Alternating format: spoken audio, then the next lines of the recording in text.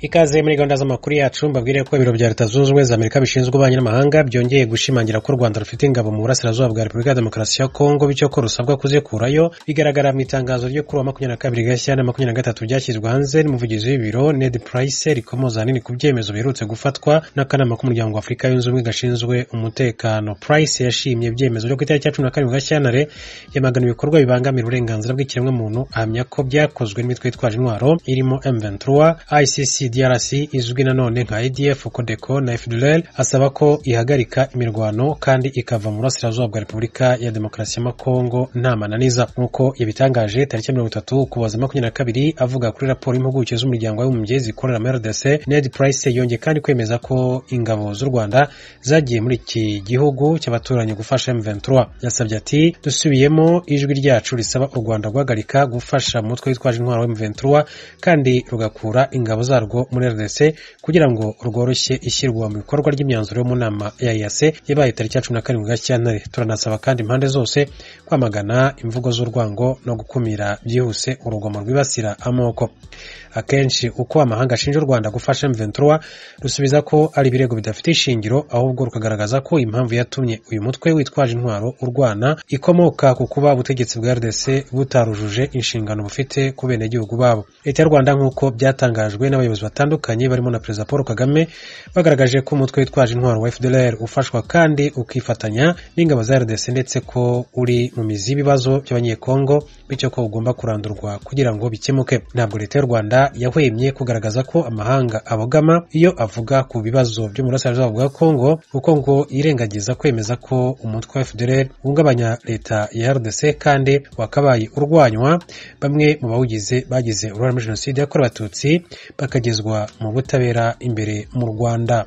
Amakuru yo mu karere k'ibiyaga bigari. Urukiko rw'ikirenga rw'u Rwanda ejo bundi kuwa gatatu rwafashe icyemezo cyo gufunga umunyemari w'umunyarwanda bwana François Xavier Mironko imyaka 2. Muri iyo umwaka umwe n'amezi 9 byagizwe igihe gisubitswe, bivuze ko yategetswe gufungwa amezi 3. Nkuko abakurikiranye urwo rubanza hafi batifuje kuvuga batubwiye, mu byo Mironko yaba yarazize harimo ko yaba yarabwiye urukiko ko ari mu karengane kuko urukiko rufata ibyemezo bibogamye kandi ko rwabikoze kenshi. Urukiko ruvuga ko Mironko yarusuzuguye mu nyandiko no mu magambo. Kuwa gatatu Mironko yari yitabye urwo rukiko kugira ngo aburane urubanza rufitanye isano n'imitungo ye. Mugenzi wacu Venuste Nshimiyimana amaze kuvugana na bwana Valentin Akayezu umuhumuza impuguke mu by'amategeko wabaye umucamanza mu Rwanda igihe cy'imyaka 9 kandi yigisha n'amategeko muri kaminuza. Valentin umuhumuza ubu uri mu Buholandi aratangira asobanura icyo amategeko yaba areba icyo gihano ateganya. Ubundi turebye ku itegeko nimero 22 akarongo 2018 ryo kuwa 29 z'ukwa 4 2018 ryerekeye imiburanishirize y'imanza z'imbonezamubano, iz'ubucuruzi, iz'umurimo n'iz'ubutegetsi. Mu ngingo yaryo ya 81 ingingo iravuga ngo imiburanishirize y'imanza ku byaha bikorewe mu iburanisha, ibyo bita contempt of court. Mu gihe cy'iburanisha iyo hakozwe icyaha gihanishwa igihano kitarenga igifungo cy'imyaka 5, ko rushobora guhera ko ruhana uwagikoze kabone n'ubwo rwaba rudasanganywe ububasha bwo kuburanisha mu rwego rw'ibyo byaha. Muri icyo gihe umucamanza ahagarika iburanisha agategeka ushinzwe umutekano gusohora uwakoze icyaha bari mu iburanisha kugira ituze. Umwanditsi akora inyandiko mvugo y'ibyabaye ku rubanza ashingiye ku byaha n'amategeko yishwe, hanyuma agahamagaza uwo bari basohoye akamusomera uciriye mu ngingo zarwo zose agasubukura iburanisha. Nta yindi mihango ikorwa cyangwa ngo ababuranyi bahabwe ijambo kugira ngo bagire icyo bavuga ku cyaha cyakozwe. Muri make ni uko nguko itegeko ribisobanura, ni nuko nguko naba mbivuze nkurikije nyine uko itegeko ribivuze.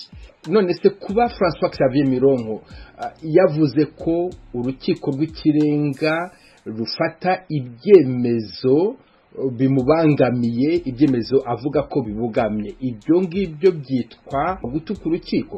nk'urukiko rw'ikirenga aho ngaho niho habaye urujijo rukomeye ku bantu bose babonye icyemezo cyafashwe n'urukiko rw'ikirenga, kuko amagambo urukiko rwitiriye Mironko kwa imvugo cyangwa se ari imvugo zo kubahuka urukiko, ni imvugo zijyanye n'iby'umuburanyi ku bijyanye n'imiburanishirize iri mu rukiko. Urugero, nk'igihe umuburanyi yajuririye urubanza nuko abatarishimiye ibyabaye mu icirwa ry'urubanza rwabanje, aba yarabigaye noneho akajurira.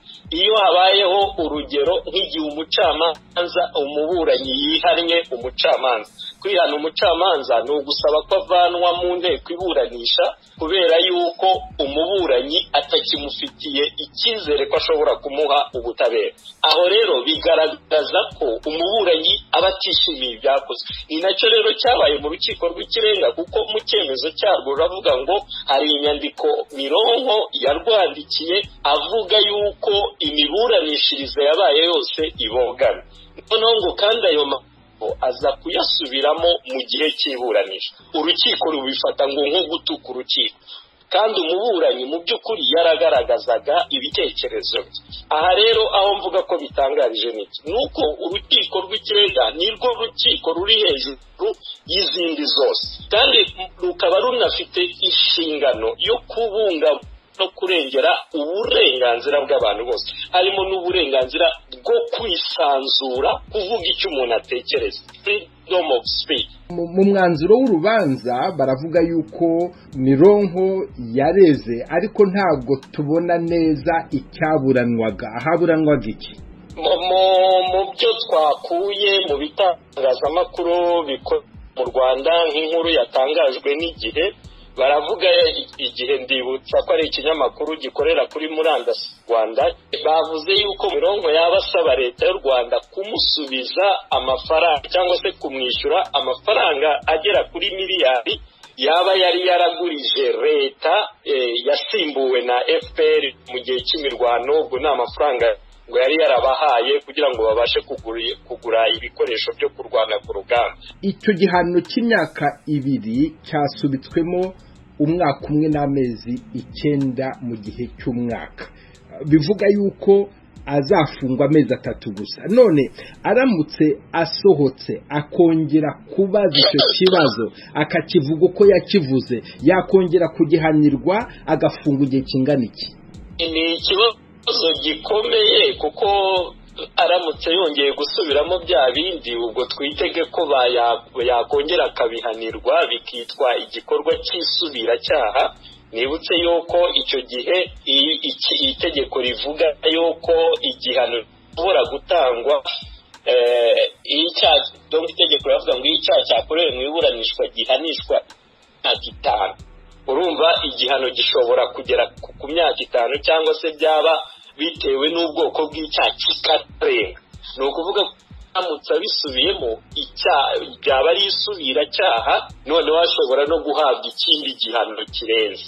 Valentin Muhumuza Akayezunda, gushimiye cyane ku bw'akakanyuhaye Ijwi ry'Amerika. Urakoze Veniste.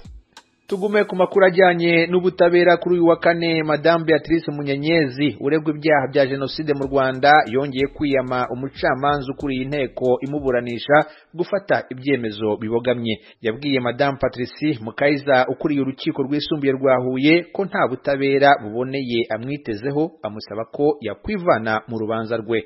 Ni inkuru twateguriwe n'umunyamakuru w'Ijwi ry'Amerika Eric Bagira ubusa. Madame Beatrice Munyenyezi yafashe umwanzuro wo kwihana umucamanza ukuriye inteko iburanisha urubanza rwe ashingiye ku cyemezo yaramaje kumufatira ku nzitizi we n'abamwunganira mu mategeko bari baragaragaje mu iburanisha riheruka. Bari bavuze ko bibabangamiye ko ubushinjacyaha bugaragaza ko hari abatangabuhamya babwo bashaka gutangira mu muhezo ubuhamya bushinja Munyenyezi. Bakavuga ko ibi byagombye kuba byarasuzumwe mu iburanisha ry'ibanze bikanafatwaho icyemezo.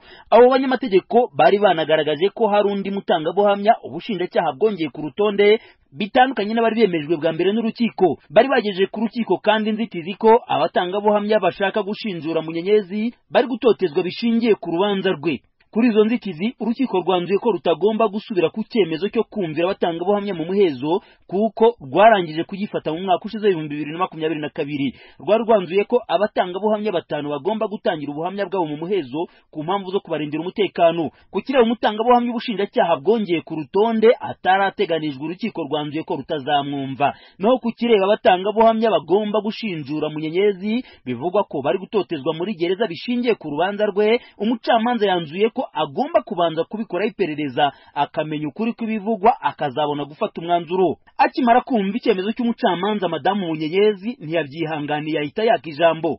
Yashinje umucamanza ukuriye inteko iburanisha urubanza rwe icyarimwe ari nawe perezida w'urukiko rwisumbuye rwa Huye kubogamira ku ruhande rw'ubushinjacyaha mu byemezo afata. Yabwiye Madamu Patricie Mukayiza ko asanga asa n'uwarangije kumucira urubanza. Yavuze ko aramutse yemeye ko urubanza rwe rubera mu muhezo yaba ashyigikiye ko ukuri kubyo aregwa kutajya ahagaragara. Yabwiye urukiko ko yageze mu Rwanda yitaba ubutabera ku mugaragaro, bityo ko akeneye kuburanira mu ruhame. Munyenyezi yasabye umucamanza ukuriye inteko iburanisha kuva mu rubanza rwe kuko avuga ko nta butabera buboneye amwitezeho. Umucamanza yamubajije niba amusaba kwikura mu rubanza cyangwa se niba amwihannye. Munyenyezi yamusubije ko amwihannye by'umwihariko nkawe ku giti cye. Umucamanza yasabye abanyamategeko bunganira Munyenyezi kumufasha bakandika impamvu ashingiraho ubwihane bakazishyikiriza urukiko ku gihe giteganywa n'amategeko. Umunyamategeko yasobanuriye Ijwi ry'Amerika ko iyo uregwa aza kubwira umucamanza ko amusaba kwivana mu rubanza biturutse ku bushake bwe ntawagisha inama, umucamanza bashobora gushingira ku mutima nama we akikura mu rubanza cyangwa akarugumamo nk'uko amategeko abiteganya. Ni mu gihe bigeze ku ngingo